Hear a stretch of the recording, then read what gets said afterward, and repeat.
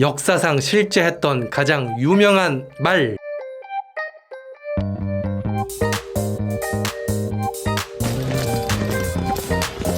안녕하세요, 버컬처 브리미입니다. 알렉산더 대왕의 부케팔로스, 그리고 동양권의 대항마 적토마입니다. 항우의 오추마도 유명하긴 한데 아무래도 적토마보다는 인지도가 딸리죠. 오추마는 흑마라는 점과 난폭했던 말을 항우가 길들였다는 소설 속 묘사, 말 주인이 왕이라는 점 등 부케팔로스와 공통점이 더 많은 것 같기도 한데 역시 인지도 때문에 적토마를 골랐습니다. 여포가 관우 장비를 동시에 상대할 수 있었던 가장 큰 이유는 말의 성능 차. 역시 적토마 때문으로 장수들에게 좋은 말은 어떤 보물과 무기보다 가치가 있었죠. 오늘은 냉병기 시절 전투력 측정의 50% 이상 지분을 가지고 있는 최강의 말을 통해 기원전에 벌어진 동서양의 전투에 대해 소개해보겠습니다. 서양권 대표 명마 부케팔로스. 벽안을 가졌다는 이 말은 이마에 흰색 문양을 제외한 전신이 검은 흑마로 거대한 몸집과 큰 머리를 가진 사나운 말로 알려져 있습니다. 부케팔로스는 소머리란 뜻인데 이마의 문양이 소의 뿔과 닮았기 때문이라고 합니다. 기원전 344년 필로니쿠스라는 테살리아의 말장수가 필리포스 2세에게 13탈란트라는 거금에 이 말을 팔려고 했는데 사나운 말을 아무도 길들일 수 없었다고 합니다. 첫인상부터 엄청 날뛰었던 것 같네요. 그런데 당시 12살이던 알렉산더 대왕이 자신이 말을 길들이겠다고 나섭니다.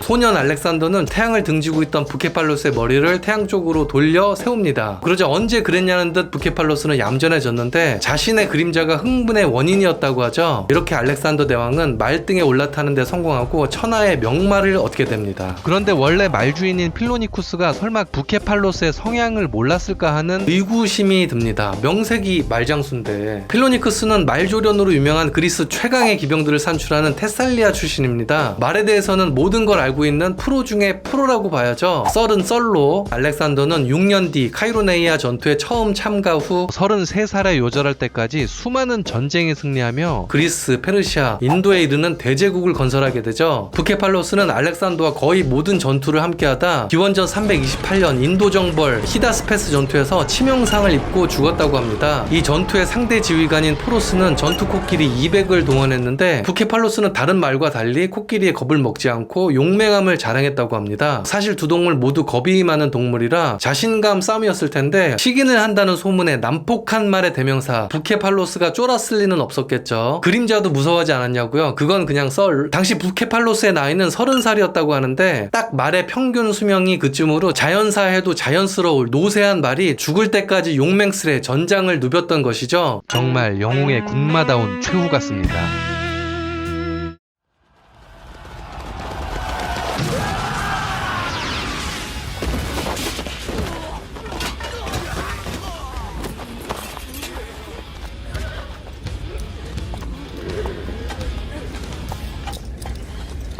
적토마, 정사의 기록이 부케팔로스만큼 많지는 않지만 역시 임팩트가 있습니다. 마중 적토, 인중 여포.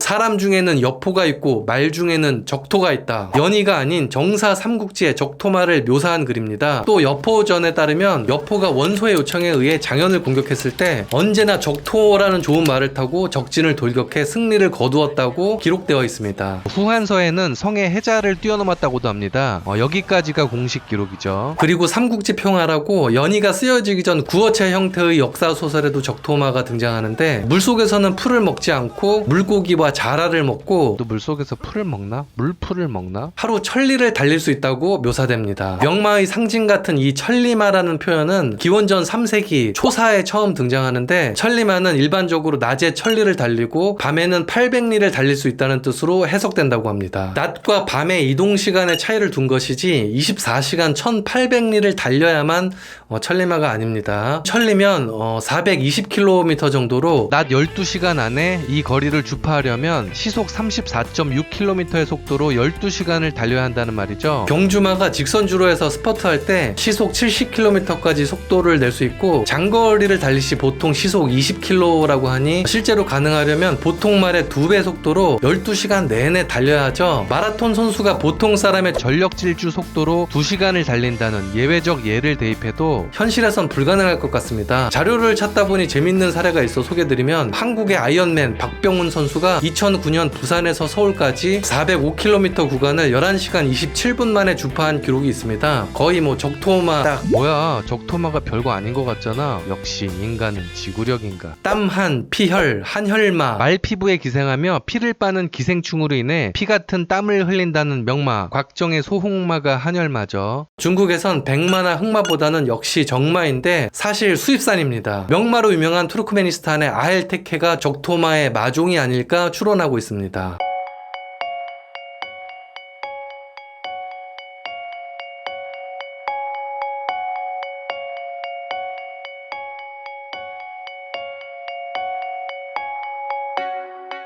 이 아헬테케는 투르크메니스탄에선 판다 같은 존재로 해외 반출이 엄격히 금지된 귀한 몸이라고 합니다. 적토마가 이 아헬테케인지는 추측이지만 한혈마가 아헬테케라는 것은 근거가 있습니다. 중국을 통일한 유방의 군대가 백등산 전투에서 흉노 기병에게 무너지고 황제는 사로잡혀 죽을 뻔한 적이 있었습니다. 이 굴욕을 잊지 않던 한무제는 기병 강화를 위해 명마를 찾아 헤맸습니다. 이 시기 한나라와 흉노는 더 거세게 대립했는데, 무제는 흉노를 완전히 물리치기 위해 동맹국을 찾기로 합니다. 그중 흉노에게 쫓겨 서쪽으로 이동한 월지라는 부족에 주목했고, 외교관 역할을 할 인물로 장건이란 인물을 선택합니다. 그런데 장건은 서역으로 여행을 시작하자마자 흉노의 포로가 되어버립니다. 그것도 무려 10년간 그는 흉노 여인과 결혼해 아이까지 낳았지만 황제의 명령을 잊지 않았고 월지를 찾아 계속 서쪽으로 갔습니다. 마침내 장건은 박트리아 지역에 터를 잡고 살고 있는 월지를 찾아냈습니다. 하지만 그들은 한나라와 동맹을 원치 않았습니다. 비록 흉노에 쫓겨 고향을 떠나게 됐지만 서쪽에 이 땅이 더 살기 좋았던 것이죠. 흉노에 대한 원한은 깊었지만 과거의 일, 위험한 전쟁에 동참할 이유가 없었습니다. 절망한 장건은 13년 만에 고국으로 귀국합니다. 비록 임무는 실패했지만 그가 경험한 서역에 대한 정보는 소중했습니다. 특히 월지 주변 박트리아 북쪽 대환에 대한 이야기는 무척 흥미로웠습니다. 석재로 지은 세련된 건물들, 포도로 숙성해 만든 술, 깊은 눈과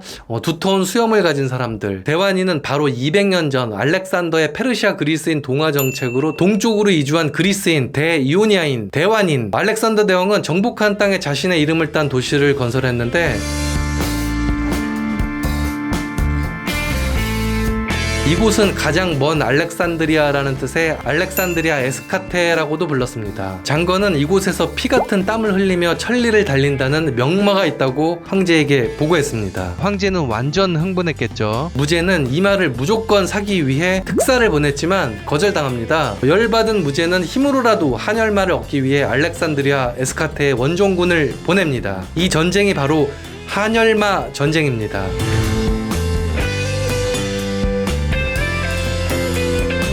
2만의 보병과 6천의 기병이 투입된 1차 원정에선 사막 행군의 어려움과 보급 문제로 실패. 2차 원정에선 6만의 병사와 10만 마리의 소, 2만의 당나귀 등 엄청난 보급을 준비했습니다만 풍토병으로 절반의 병력이 사망하고 나머지 3만의 병력으로 공성전을 한 끝에 알렉산드리아를 굴복시킵니다. 귀환한 병사는 40여 명이었습니다만 황제는 무척 기뻐했습니다. 수년간의 시간, 엄청난 돈, 수만 명의 목숨이 희생됐지만 그토록 원하던 한혈마 1000마리를 얻는데 성공했기 때문이죠. 참고로 원래는 3000마리를 얻었는데 중국에 돌아왔을 때는 1000마리 뿐이었다고 합니다. 이 부분에서 저는 명마에 대한 환타지가 조금 벗겨지긴 했습니다. 천리마렘의 anyway, 한무제의 무덤에서 순장된 마레뼈가 발견됐는데 DNA 조사 결과 아할테케와 비슷한 종임을 밝혔다고 합니다. 바로 한혈마를 형상화한 마용인데 큰 덩치와 잘 발달된 근육 그리고 큰 이빨이 특징이라고 하죠. 현대의 아할테케는 우아하고 민첩함의 대명사라고 합니다. 또 강인함과 속도, 스태미너로 경주마로 쓰이며 마장 마술에도 우수하다고 합니다. 알렉산드로스 에스카테의 명마가 한혈마, 왠지 한혈마, 아할테케를 중심으로 부케팔로스와 적토마가 연결돼 보이지 않습니까?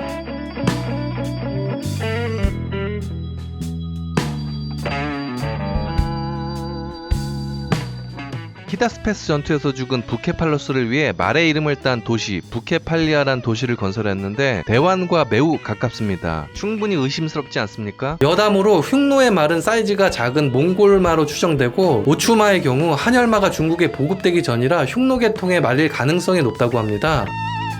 동전에 새겨지고 말의 이름을 딴 도시가 세워졌다는 점에서 글로벌한 인지도는 적토마보다 부케팔로스 승! 한열마 전쟁의 가장 큰 의미는 실크로드의 개척이 아닐까 합니다. 이상 최강의 말 부케팔로스 대 적토마였습니다.